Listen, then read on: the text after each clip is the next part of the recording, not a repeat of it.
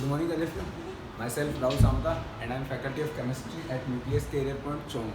देखिए भाई, आपका टॉपिक चल रहा है दैनिक जीवन में रसायन। जो 10th हिंदी मीडियम है उनका टॉपिक चल रहा था दैनिक जीवन में रसायन। आपने पीएच से पहले का पढ़ लिए, आज अपन स्टार्ट करेंगे पीएच।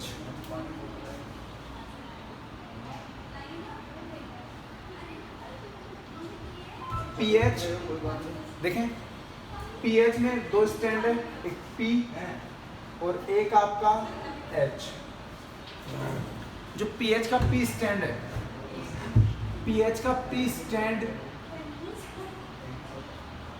पोटेंश को रिप्रेजेंट करेगा। इसका मतलब उषांश को रिप्रेजेंट करेगा। और जो आपका एच स्टैंड है वो आपका हाइड्रोजन आयन, हाइड्रोजन आयन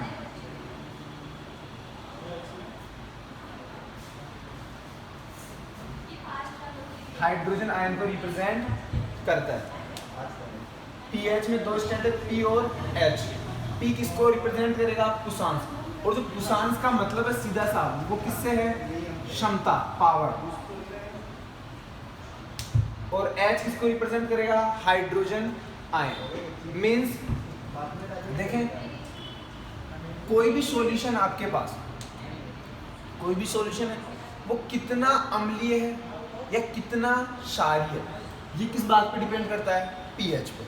अपन जैसे आपने पहले पढ़ा होगा कि जो अम्लीय अम्ल होते हैं उनकी पीएच 7 से कम होती है और जो क्षार होते हैं उनकी पीएच 7 से ज़्यादा होती है। ठीक बात है। अब देखें, पीएच की जो डेफिनेशन है, पीएच की डेफिनेशन होती है कि हाइड्रोजन आयन की सांद्रता का ऋणात्मक लघुगणक क्या कहलाएगा? पीएच। हाइड्रोजन आयन की सांद्रता का ऋणात्मक लघुगणक क्या कहलाएगा? पीएच। बात करूं पीएच, इसी से अपना फॉर्मूला बनेगा हाइड्रोजन आयन की ऋणात्मक, हाइड्रोजन आयन H+ आयन की, ये अगर आपका H+ आयन के ब्रैकेट, बड़े वाला ब्रैकेट लगा हुआ है, इसका मतलब ये किसको रिप्रेजेंट करता है? हाइड्रोजन आयन की सांद्रता को। इसका नेगेटिव लघुगणक, ऋणात्मक लघुगणक का मतलब लो।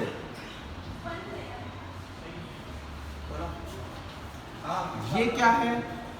पीएच का फॉर्मूला।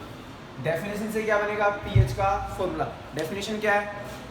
हाइड्रोजन आयन की सांद्रता का ऋणात्मक लघुगणक क्या कहलाएगा? पीएच। हाइड्रोजन आयन को ब्रैकेट में से बन गया, इसका मतलब हाइड्रोजन आयन की सांद्रता, इसका ऋणात्मक लघुगणक क्या कहलाता है? पीएच। और इसका जो बेस होता है वो कौन सा होता है? 10। ये लोग की बात है, 11th में पढ़ेंगे। अब देखें, एक चीज होती है पीएच स्केल। पीएच की बात हो गई, अब किसकी बात करनी है? PH scale. तो ध्यान से सुने, पीएच स्केल सोरेनसन द्वारा दी गई है। किसके द्वारा? सोरेनसन के द्वारा बनाई है। जो पीएच स्केल बनाई है वो किस साइंटिस्ट ने बनाई है? सोरेनसन ने। अब देखिए, जो पीएच स्केल है वो क्या होती है? एक स्केल है, उसमें 0 से 14 तक क्या होते हैं? नंबर होते हैं। 0 से लेकर 14 तक नंबर। मिडवे, बीच में क्या आएगा? 7। अब देखें, आपके पास कोई भी विलियन है, ये जो स्केल बनाएंगे, कोई भी विलियन है, अगर उसकी पीएच 0 से 7 के मध्य है, इसका मतलब विलियन कैसा होगा? अम्लीय। विलियन कैसा होगा? अम्लीय। अगर उसकी पीएच एग्जैक्ट 7 है, किसी विलियन की पीएच एग्जैक्ट 7 है, तो विलियन कैसा होगा? उदासीन। तो विलियन कैसा होगा? उदासीन। नेक्स्ट बात करें, अगर 7 से 14 के बीच में, तब विलियन कैसा होगा? क्षारीय। तब विलियन कैसा होगा? क्षारीय। इसका मतलब अपन एक चीज लिख सकते हैं, अम्लीय विलियन की पीएच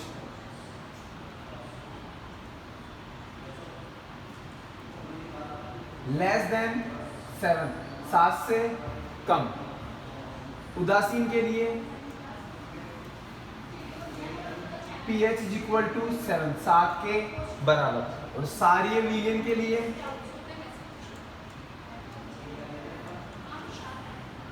pH ग्रेटर देन 7, 7 से ज्यादा और 14 तक। ठीक बात है। अब एक चीज ध्यान से सुने, सोरेनसन ने ये और बताया कि अगर आप 7 से 0 की तरफ आते हैं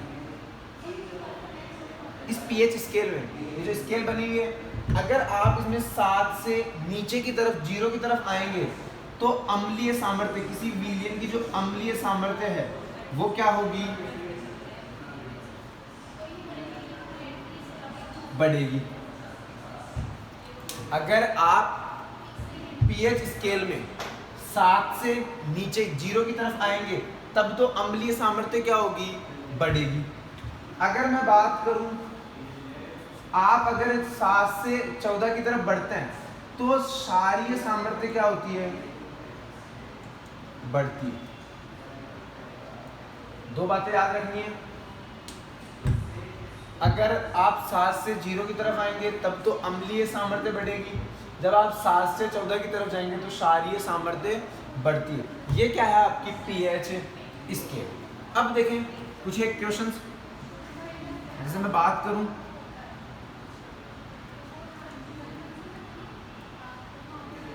एक मेरे पास सॉल्यूशन A है, एक सॉल्यूशन कौन सा है मेरे पास, B। इस सॉल्यूशन की pH कितनी है, इस सॉल्यूशन की pH है 4, इस सॉल्यूशन की pH कितनी है 9। ठीक बात है। एक सॉल्यूशन है उसकी pH 4 है, एक सॉल्यूशन है उसकी pH 9 है। आपसे कहा जाए कि दोनों सॉल्यूशन में A सॉल्यूशन कैसा होगा और B कैसा होगा, तो आप सबको पता है अगर pH 0 से 7 के मध्य है तो जो आपका विलियन है वो कैसा होगा, अम्लीय। और अगर 7 से 14 के बीच में है तब कौन सा होगा विलियन, क्षारीय। और 7 है तब कैसा होगा, उदासीन। ध्यान से सुने, इस विलियन की pH कितनी दे रखी है आपको, 4। इसका मतलब आपका जो A विलियन है वो कैसा होगा, अम्लीय होगा, हाँ कि ना। इसकी pH इसके मध्य आ रही है, इसका मतलब ये विलियन अम्लीय। अगर मैं बात करूं B सॉल्यूशन की, B विलियन की, तो B की pH 9 और 9 किसके बीच में आएगा, 7 और 14 के बीच में आएगा। इसका मतलब जो आपको दिया गया विलियन है वो कैसा होगा, क्षारीय। ठीक बात है। नेक्स्ट, अगर इस टाइप का क्वेश्चन हो,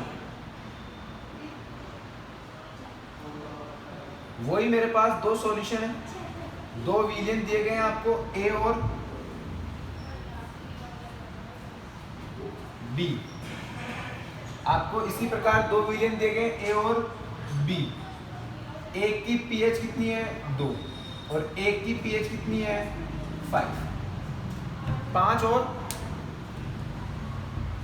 आप सबको दो विलियन दिए जाए, एक विलियन की pH है A वाले की 2 और B की pH कितनी है 5।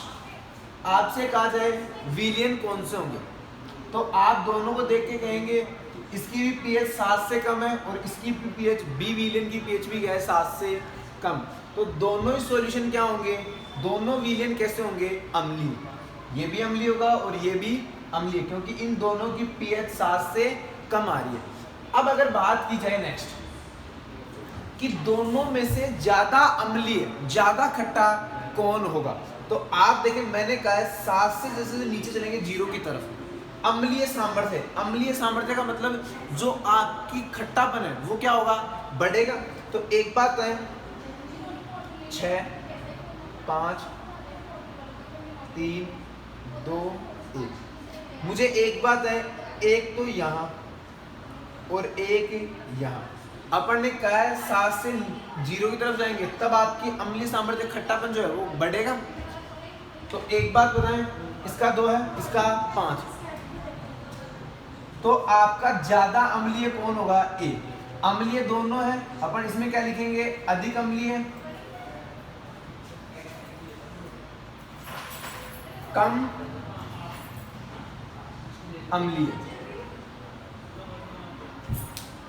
अगर दोनों की बात की जाए, एक की पीएच 2 दे, एक की 5, फिर आपसे पूछा जाए दोनों में से ज़्यादा अम्लीय कौन है, तो जिसकी पीएच इस तरफ होगी, 0 के तरफ होगी, वो क्या होगा, ज़्यादा अम्लीय होगा।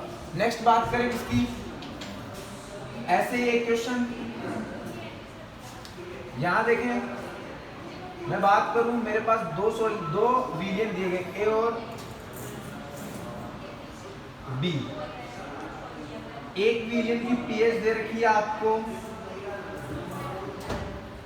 एक विलियन की पीएच कितनी दे रखी है, 9, और एक विलियन की पीएच कितनी दे रखी है, 12।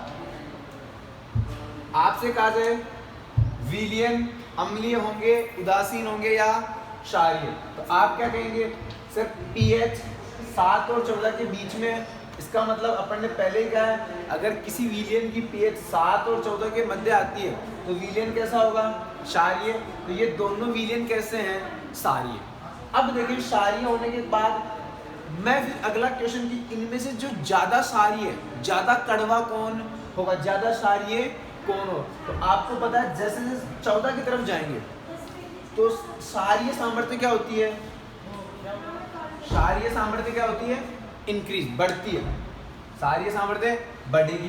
तो दोनों में से 12-14 के पास में, जो इसके पास में होगा उसकी जो क्षारीय सामर्थ्य है वो ज्यादा क्षारीय होगा, ज्यादा क्षारीय कौन होगा, बी, अधिक क्षारीय।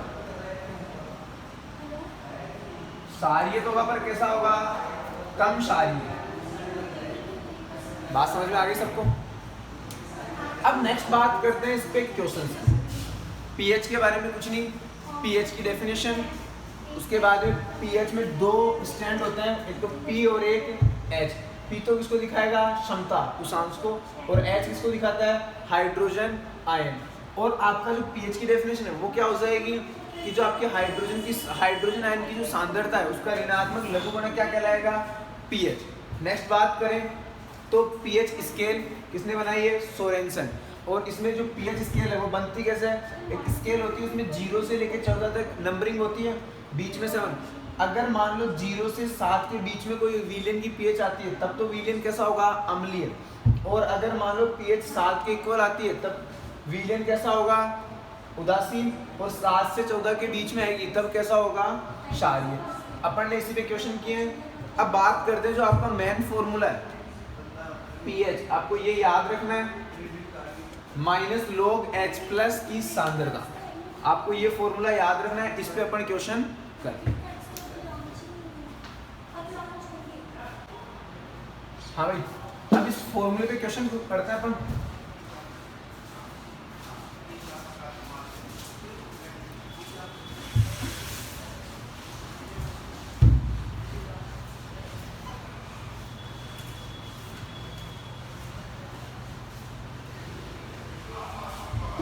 देखिए भाई, मेनली अपने को फॉर्मूला याद होना चाहिए, pH is equal to minus log 10 H plus की सांद्रता।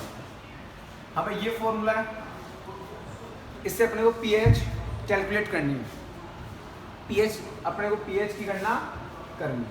देखें, अगर मैं आपको H प्लस की सांद्रता दूं,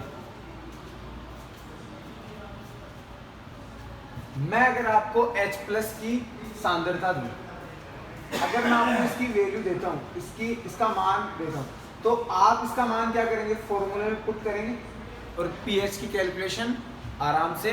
जैसे क्वेश्चन देखें फर्स्ट,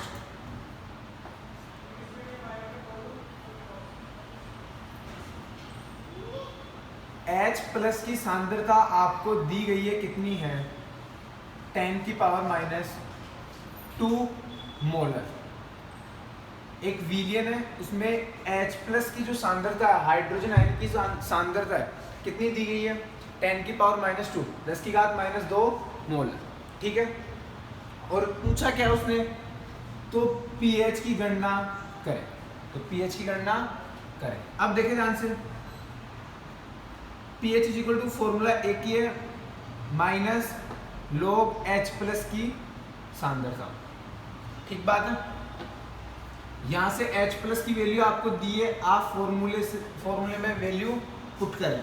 तो pH is equal to minus log 10 की पावर -2। अब देखें अपने को log को सॉल्व करना है। log को सॉल्व करना है तो log सॉल्व कैसे किया जाता है, इस चीज की अपने पास कुछ चीजें हैं log सॉल्व करने के लिए। एक तो दिया जाए log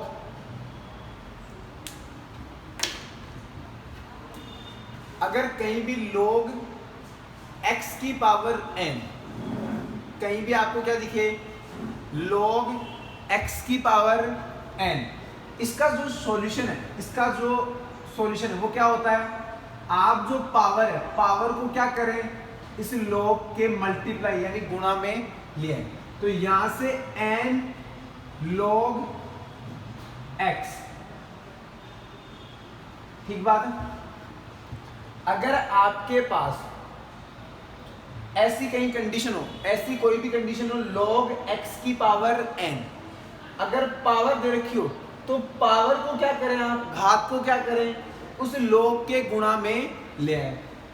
अपन ने n की घात थी x की, अपन ने n को क्या किया उठा के log के मल्टीप्लाई में रख दिया, गुणा में रख दिया। तो ये तो इसका सॉल्यूशन हो गया। और log किसकी बात कर रहे हैं, log का जो बेस है वो कौन है 10।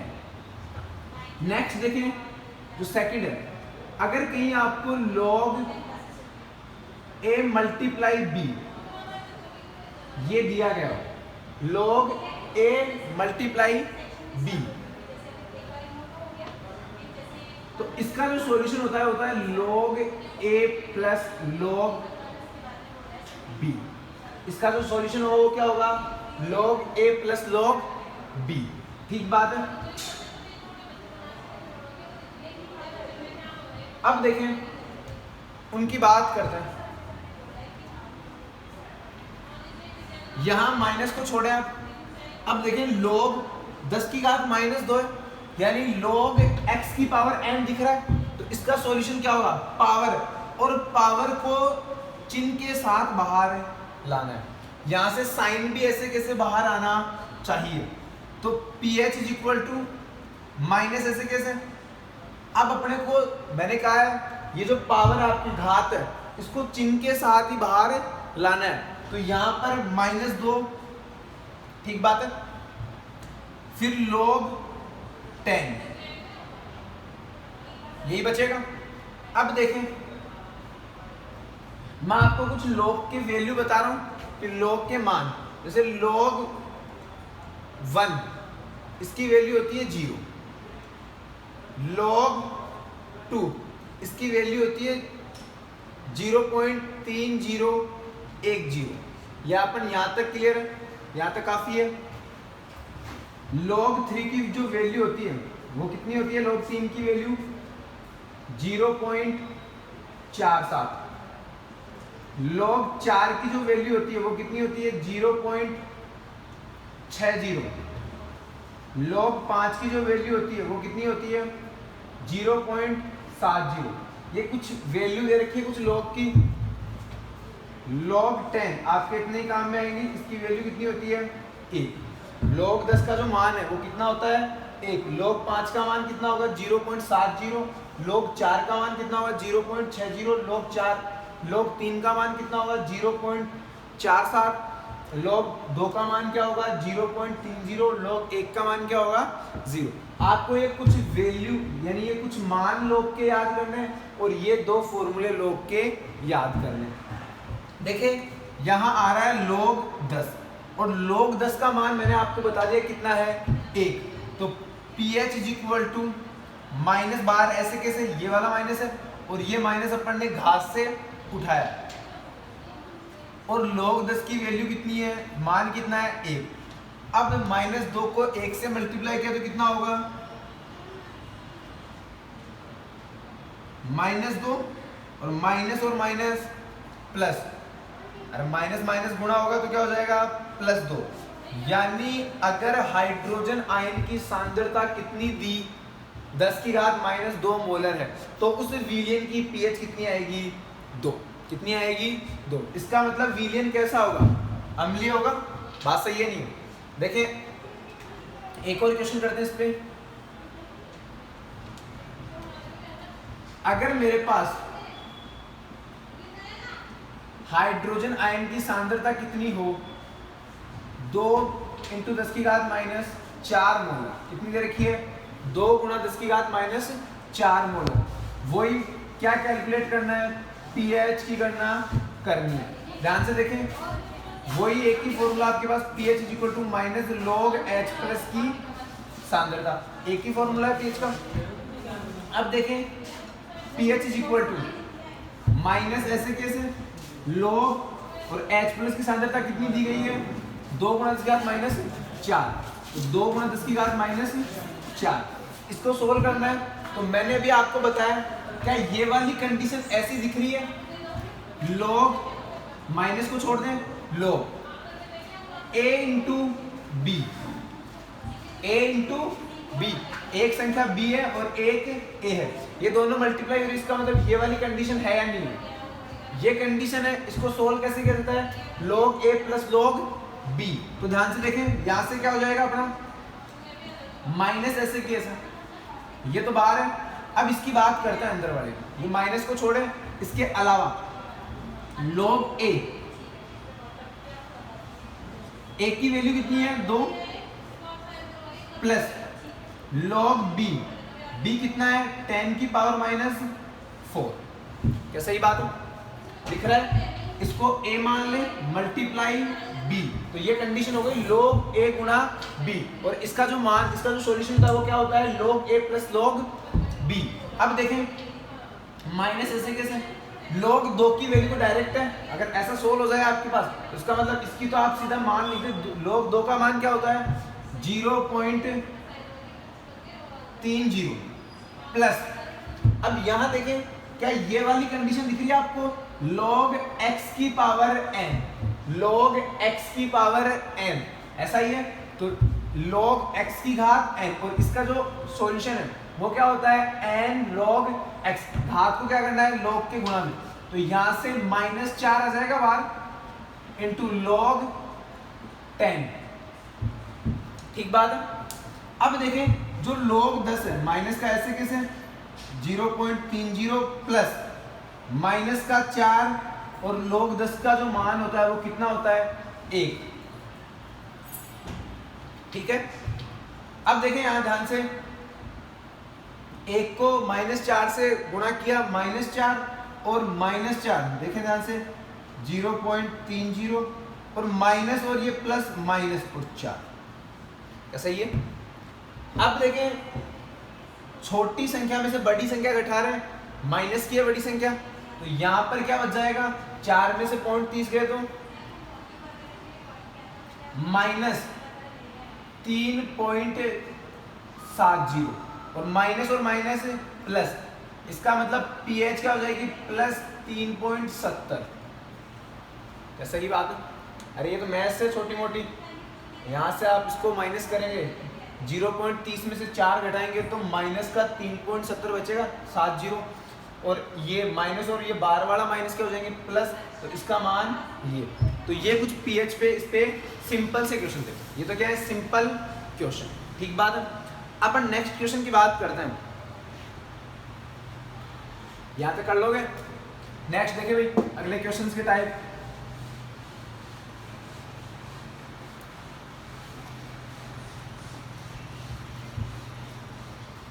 देखें आप वीडियो को रोक के क्वेश्चन नोट भी कर सकते हैं। ये दोनों क्वेश्चन थे जब आपको H+ की सांद्रता दे, डायरेक्ट वो क्या दे आपको, जब आपको डायरेक्ट H+ की सांद्रता दी जाए तब तो क्या आप क्वेश्चन कर सकते हैं, बिल्कुल। आपको सीधा क्या रखना है, H+ आपको दिया गया है, आपको सीधे फॉर्मूले में उसको रखना है और सॉल्व करना है, आराम से क्वेश्चन हो जाएगा। सॉल्व करने के मैंने ये तरीके बता दिए, यही काम में आपके 10 तक आएंगे। अब देखिए नेक्स्ट, अगर मान लो क्वेश्चन में किसी, अगर मान लो क्वेश्चन में उसने इसकी सांद्रता दे दी, इसकी HCl, आप जानते हैं HCl क्या है, अम्ल। अम्ल की सांद्रता आपको मान लो दी जाए कितनी, 10⁻⁴। ये किसकी सांद्रता है, अम्ल की। HCl की सांद्रता है।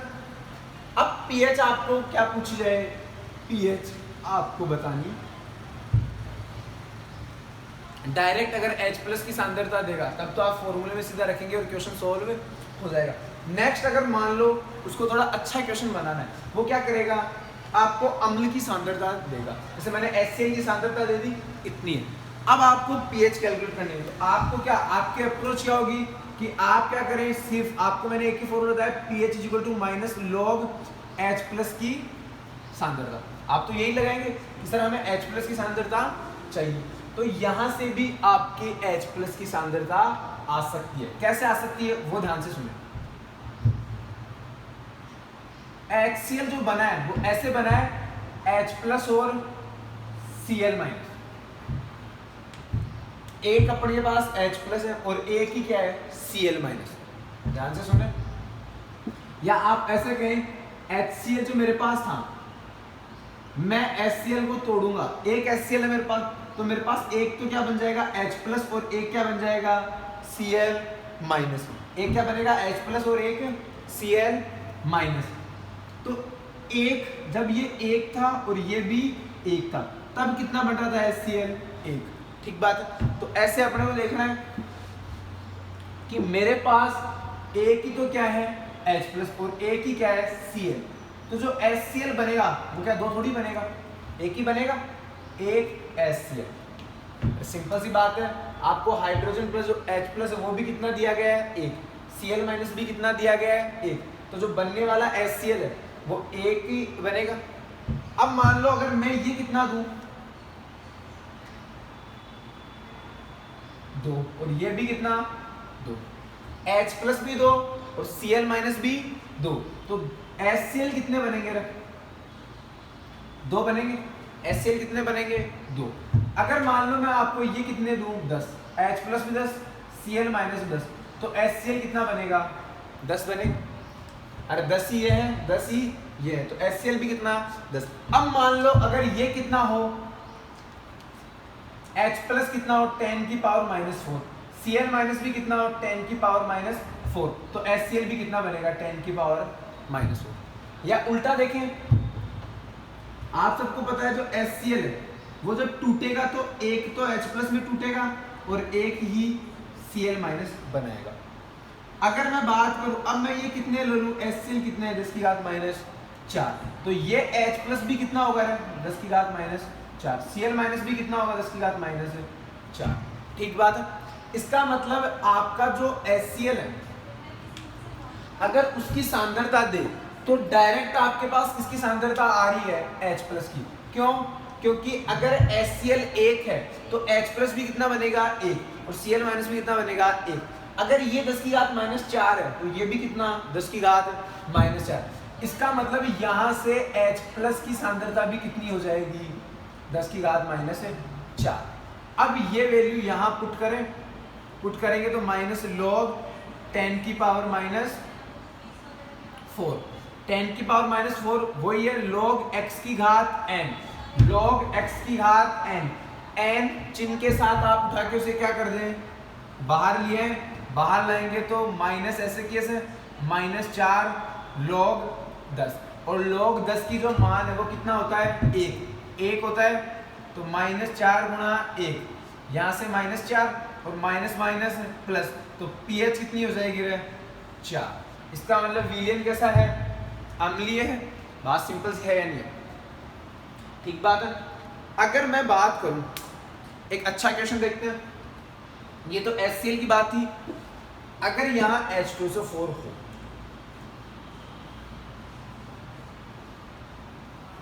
यहां क्या हो, H2SO4,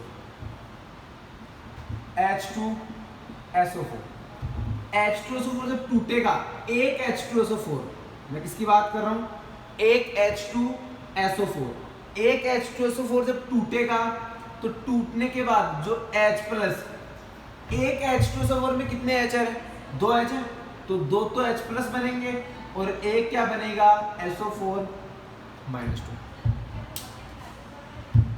एक H2SO4 जब भी टूटेगा, H+ और SO4 -2 में टूटेगा, तो एक बात बताएं, एक H2SO4 में H हाइड्रोजन कितने हैं? 2 है, तो 2 ही क्या बनेंगे? H प्लस बनेंगे, तो अपने पास 2।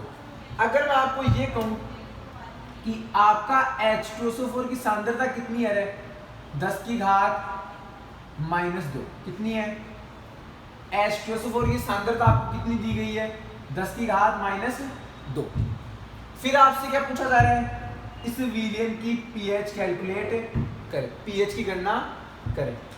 जब 10 की घात -2 दिया है, अब आप pH की गणना करेंगे तो वही आपके पास, तो आप कहेंगे सर हमारे पास तो एक ही फॉर्मूला है, -log H प्लस की सांद्रता।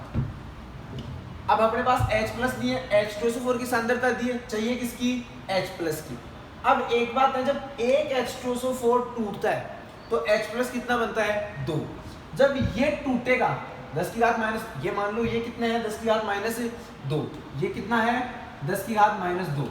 जब एक टूटता है तब कितने बनते हैं? 2 बनते हैं H प्लस। जब 2 टूटेंगे तो 4, जब 3 होंगे तो 6।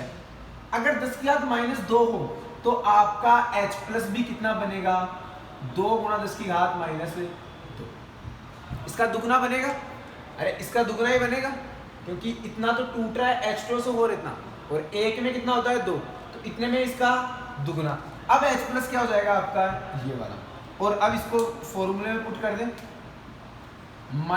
-log 2 × 10⁻²। तो आप ध्यान से सुने, इसको 16 आप कर लेंगे, यहाँ से log a × b, इसको खोलें, उसके बाद में वैल्यू रखें और इसको सॉल्व करें और इसके आंसर आप कैलकुलेट करें। ठीक बात है, इसके आंसर आप कैलकुलेट करना। इसके अलावा नेक्स्ट टाइप की बात करते हैं। ये तो एक टाइप के, 2 टाइप क्वेश्चन हो गए। एक तो आपको H प्लस सीधा सा दे और एक आपको अम्ल सीधा सा दे, तब आप ये देखें। दोनों तरीके मैंने क्वेश्चन करा दिए। इसके बाद में इसमें 2 तरह के क्वेश्चन और हैं, उनकी बात अपन अगले लेक्चर में करेंगे। Thank you.